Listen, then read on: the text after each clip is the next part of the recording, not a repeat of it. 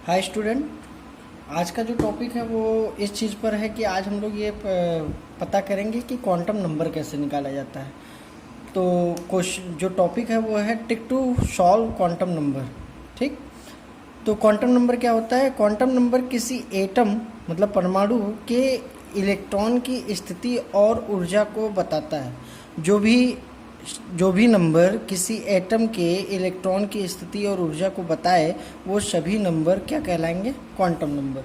जैसे as example suppose that किसी विद्यार्थी का अगर हमको पता करना है तो विद्यार्थी का क्या क्या पता होना चाहिए? विद्यार्थी का उस स्टूडेंट का नाम पता होना चाहिए, उस स्टूडेंट के स्कूल का नाम पता होना चाहिए, उस स्टूडेंट का नाम पता होना चाहिए, उसका क्लास पता होना चाहिए और साथ ही साथ उसका रोल नंबर पता होना चाहिए।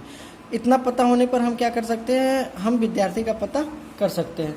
उसी तरीके से इसी प्रकार किसी परमाणु के मतलब किसी एटम के इलेक्ट्रॉन की स्थिति और पोजीशन मतलब एनर्जी और स्थिति पोजीशन को निकालने के लिए बताने के लिए चार चीज़ें पता होनी की चाहिए। क्या क्या चार चीज़ें? वही है हमारा क्या? Types of quantum number. वही होता है हमारा क्या? Types of quantum number. पहला है क्या? मुख्य क्वांटम संख्या, जिसको इंग्लिश में कहते हैं प्रिंसिपल क्वांटम नंबर। दूसरा है द्विघांसी क्वांटम संख्या, जिसको कहते हैं क्या? Azimuthal quantum number. तीसरा है चुंबकीय क्वांटम संख्या, मैग्नेटिक क्वांटम नंबर। और चौथा है क्या? चक्रण क्वांटम संख्या, स्पिन क्वांटम नंबर। हमेशा ध्यान दीजिए, जो मुख्य क्वांटम संख्या होता है, प्रिंसिपल क्वांटम संख्या होता है, वो इलेक्ट्रॉन के कोष को मतलब इलेक्ट्रॉन के सेल को बताता है।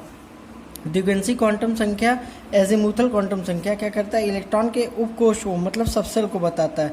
उसी तरीके से मैग्नेटिक क्वांटम नंबर इलेक्ट्रॉन के ऑर्बिट को बताता है और स्पिन क्वांटम नंबर इलेक्ट्रॉन की संख्या या फिर उसके चक्रण की दिशा मतलब डायरेक्शन ऑफ स्पिन, किस तरीके से इलेक्ट्रॉन घूम रहा है उस परमाणु में, उसके बारे में बताता है। हम पहला टॉपिक बात करते हैं क्या? मुख्य क्वांटम संख्या का, प्रिंसिपल क्वांटम नंबर।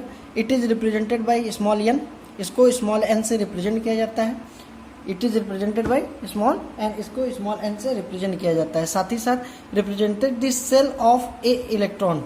मुख्य क्वांटम नंबर क्या बताता है? प्रिंसिपल क्वांटम नंबर क्या बताता है? इलेक्ट्रॉन के कोष के बारे में बताता है। प्रत्येक कोष में इलेक्ट्रॉन 2n² के रूप में होनी चाहिए। ये बहुत ही इंपॉर्टेंट बात है कि जब भी हम कोष के बारे में निकालने जा रहे हैं तो हमें ये चीज़ क्लियर होना चाहिए, हमें ये चीज़ मालूम होना चाहिए कि उस इलेक्ट्रॉन जो भरे गए हैं सभी ऑर्बिट में वो 2n² के रूप में मतलब बोरबरी या आप बॉर रूल कह सकते हैं, 2n² के रूप में होना चाहिए। साथ ही साथ हम मुख्य क्वांटम नंबर के जरिए हम क्या निकाल सकते हैं? परमाणु की त्रिज्या भी ज्ञात कर सकते हैं। उसके लिए रूल क्या है? R = 0.529 into n² angstrom. ठीक है, इसकी जो यूनिट आएगी वो एंगस्ट्रॉन्ग में आएगी। एक एंगस्ट्रॉन्ग बराबर 10⁻⁻10 मीटर। एक एंगस्ट्रॉन्ग बराबर 10⁻⁻10 मीटर। जहाँ पर n क्या है? प्रिंसिपल क्वांटम नंबर है और z क्या है? एटॉमिक नंबर है। एटॉमिक नंबर मतलब आप सभी जानते हैं किसको? परमाणु क्रमांक कहते हैं। ठीक। किसी एटम में कितने नंबर ऑफ इलेक्ट्रॉन उसके ऑर्बिट में है या कितने नंबर ऑफ प्रोटॉन उसके न्यूक्लियस में है, नाभिक में है, ये चीज़ बताता है क्या? परमाणु क्रमांक, परमाणु संख्या। नेक्स्ट है क्या? द्विघांसी क्वांटम संख्या। It is represented by small L. इसको स्मॉल एन से प्रदर्शित किया जाता है। Represented this subshell of electron. और ये क्या प्रदर्शित करता है? सबसेल मतलब उपकोषों को, इलेक्ट्रॉन के उपकोष को बताता है। जैसे हम लोग जानते हैं कि उपकोष 4 होता है। कौन कौन सा? S, P, D and F, ये सबसेल होते हैं। यही सबसेल होते हैं। हर सेल का एक सबसेल होता है। उसी जैसे एस, पी, डी, एफ ये सब सबसेल है। सेल क्या है? KLMNOPQ ये सेल है। या तो 1 2 3 4 5 6 7 ये सब सबसेल है। सबसेल मतलब पीरियड की बात कर रहा हूँ, आवर्त की बात कर रहा हूँ, आवर्त संख्या की मैं बात कर रहा हूँ। उसी को सेल कहा जाता है। ठीक है।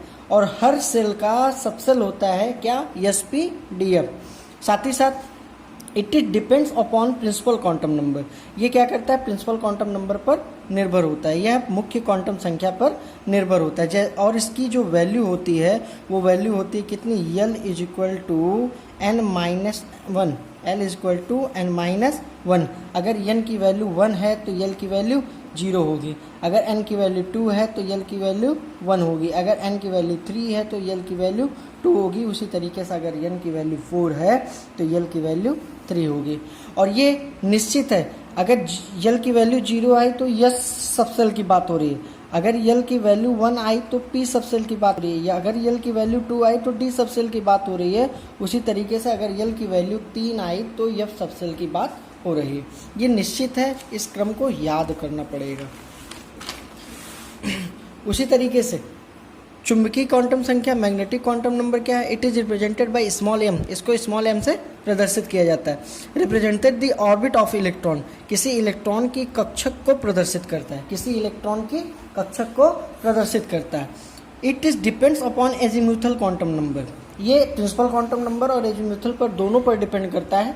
लेकिन हम लोग जानते हैं क्या कि एजीम्यूथल क्वांटम नंबर जो द्विगंशी क्वांटम संख्या है यल, जिसको स्मॉल एल से रिप्रेजेंट करते हैं, वो तब आता है जब यन की नंबर हमको मालूम होती है। इसलिए हम लोग डायरेक्टली भी लिख सकते हैं क्या, it is depends upon azimuthal quantum number, यह द्विगंशी क्वांटम संख्या पर निर्भर करता है। इसकी जो वैल्यू होती है m equal to minus l to 0 to plus l होती है। इसका मान हमेशा ध्यान दीजिएगा माइनस यल से स्टार्ट होगा, कहाँ तक? 0 तक, फिर 0 से जाएगा कहाँ? प्लस यल तक। सपोज दैट अगर यल की वैल्यू 2 है, मान लेते हैं अगर यल की वैल्यू 2 है तो यम की वैल्यू क्या होगी? -2, फिर आएगा क्या? -1, फिर आएगा क्या? 0, फिर आएगा क्या? +1, फिर आएगा क्या? +2। मतलब माइनस यल से स्टार्ट करेंगे, जो भी यल की वैल्यू आएगी उसको सबसे पहले माइनस से शुरू करेंगे, 0 तक लेकर जाएंगे, फिर 0 से लेकर उतनी ही वैल्यू प्लस तक जाएंगे। उसके बाद चक्र क्वांटम संख्या, it is represented by small S, इसको स्मॉल एस से रिप्रेजेंट किया जाता है। Represented the value and direction of electron, ये हमेशा इलेक्ट्रॉन की मान को और उसकी दिशा को व्यक्त करता है। सपोज दैट एक ऑर्बिट में अगर 2 इलेक्ट्रॉन इस तरीके से भरे हुए हैं तो ये जो इस यहाँ का मोशन है, ये जो मोशन है इसको क्लॉकवाइज मतलब दक्षिणावर्त कहते हैं, और इसकी वैल्यू कितनी होती है? +1/2। और उसी तरीके से ये नीचे वाली वैल्यू, ये जो नीचे एरो बना हुआ है हाफ एरो, तो इसको क्या कहते हैं? एंटी क्लॉकवाइज मतलब वामावर्त। इसकी वैल्यू कितनी होती है? -1/2। अब सॉल्व करने का तरीका क्या है कि किस तरीके से क्वांटम नंबर को सॉल्व किया जा सकता है? ट्रिक एंड ट्रिक्स क्या है इसका? किसी भी एलिमेंट, सपोज दैट एलिमेंट के बारे में दिया हुआ है तो किसी भी एलिमेंट का एटॉमिक नंबर आपको पता होना चाहिए। एलिमेंट का एटॉमिक नंबर जैसे ही मालूम हो गया, हम क्या करेंगे? अबाउ रूल के अकॉर्डिंग या बोरबरी रूल के अकॉर्डिंग उसका इलेक्ट्रॉनिक विन्यास, इलेक्ट्रॉनिक कॉन्फ़िगरेशन करना शुरू करेंगे। उसके बाद क्या करना है? क्वांटम नंबर में जो चीज़ जिस तरीके से पूछ रहा है, सपोज दैट एन के बारे में पूछ रहा है, यल के बारे में पूछ रहा है, एम के बारे में पूछ रहा है, या फिर यस के बारे में पूछ रहा है, जिस तरीके से पूछ रहा है हम लोग चारों पढ़ चुके हैं, चारों पीछे दिया गया है, उसके अकॉर्डिंग हम उसको निकालना शुरू करेंगे। अगर सपोज दैट इलेक्ट्रॉनिक कॉन्फ़िगरेशन आपको निकालना नहीं आता है तो बहुत सिंपल है, इसको क्या करना पड़ता है कि अबाउ रूल जो होता है इलेक्ट्रॉनिक कॉन्फ़िगरेशन करने का, वो सबसे सिंपल है। इसमें करना क्या है कि हम जानते हैं 4 सबसे